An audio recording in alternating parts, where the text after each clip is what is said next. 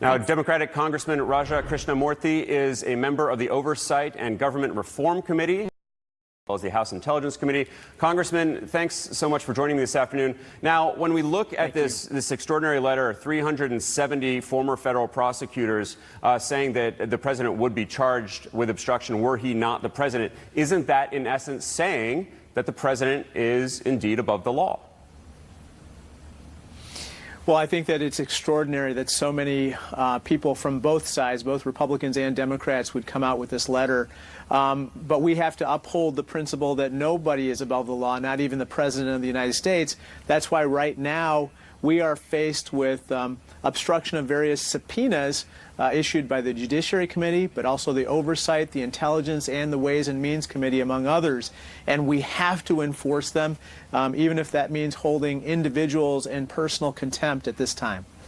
In this statement, the prosecutors did not say what should happen next. That's on you, on Congress. So what are you expecting to happen? Well, certainly the next step is we need to have Bob Mueller come to Capitol Hill and testify. I expect that's going to happen this month, probably before the Judiciary Committee and the Intelligence Committee with regard to volumes 1 and 2 of his report. And of course, we need to see all of the report as well as the underlying documents. And I know that's going to be the subject of potential contempt proceedings this week in the House Judiciary Committee.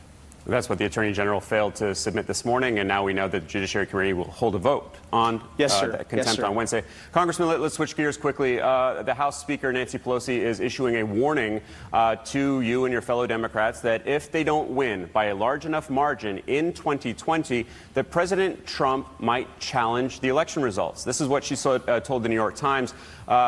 She told the New York Times, rather, that it's a scenario she worried about during the 2018 midterms. She said that she remembers thinking, quote, "To win by 4 seats, by 1,000 votes each, he's not going to respect the election. He would poison the public mind. He would challenge each of the races. He would say you can't seat these people. So as we go forward, we have to have the same approach." So, Congressman, do you agree with Speaker Pelosi's warning there? Well, I agree that we have to win outright. There should be no question about us winning.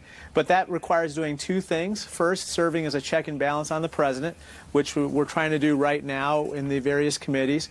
And then secondly, we do have to deliver on certain pocketbook priorities of the American people, whether it's trying to reduce prescription drug costs or putting together an infrastructure package or trying to get more access to higher education and public education for more people. Well, but when you look at Speaker Pelosi's comments, they weren't said in isolation, and it wasn't just by Democrats. We have tweets and retweets from the president suggesting that he should have 2 years added to his presidential term. The president tweeted, "They have stolen 2 years of our presidency, collusion, delusion, that we will never be able to get back." And he retweeted this from Jerry Falwell Jr. "I now support reparations. Trump should have 2 years added to his first term as payback for time stolen by this corrupt, failed coup." Now, does that sound like bluster to you, or are you actually worried? Speaking of delusions, that sounds like the delusions of a king or someone who thinks he's a king. You know, the Donald Trump is not a king. He's a president. He's accountable to the American people and to their representatives, namely the U.S. Congress.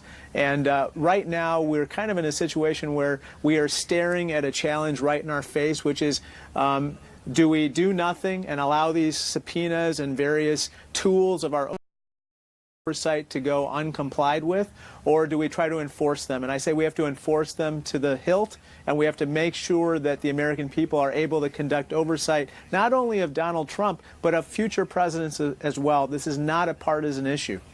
And speaking of oversight, what we were just talking about, Congressman Jerry Nadler in the House Judiciary Committee, he's the chairman. He scheduled that vote on Wednesday morning, or on Wednesday, for holding Attorney General Barr in contempt after Barr refused to turn over the unredacted Mueller report. Do you think that this is a risky move for Democrats to escalate this fight with the Trump administration, or do you feel that this is really what Democrats should be doing?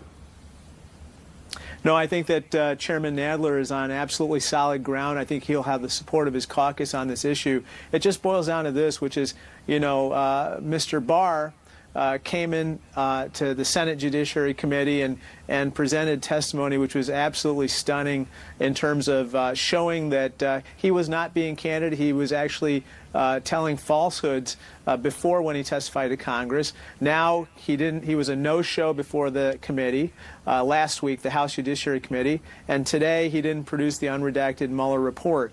So I think that the next step of contempt proceedings is entirely appropriate, and I think it's something that the American people support as well.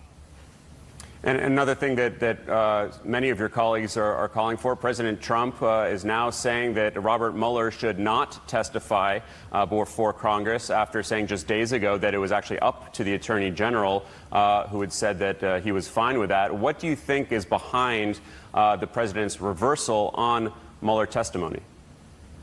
Well, he doesn't want Mueller to tell the truth. He doesn't want Mr. Mueller to come and testify as to his knowledge about the underlying documents and facts supporting his report.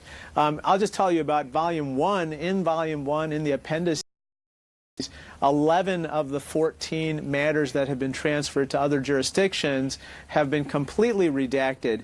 In other words, there are other jurisdictions that are investigating wrongdoing connected to Mr. Trump. We don't know the subject matter. We don't know who the targets are.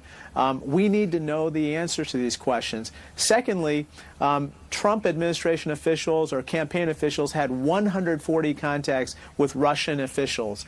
They may not have risen to the level of criminal conspiracy, but those contacts are deeply unpatriotic, in my opinion, and may have involved secret information or embarrassing situations that the Russians could use and exploit to the damage of our national security. Well, it's shaping up to be a dramatic week on Capitol Hill. Congressman Raja Krishnamoorthi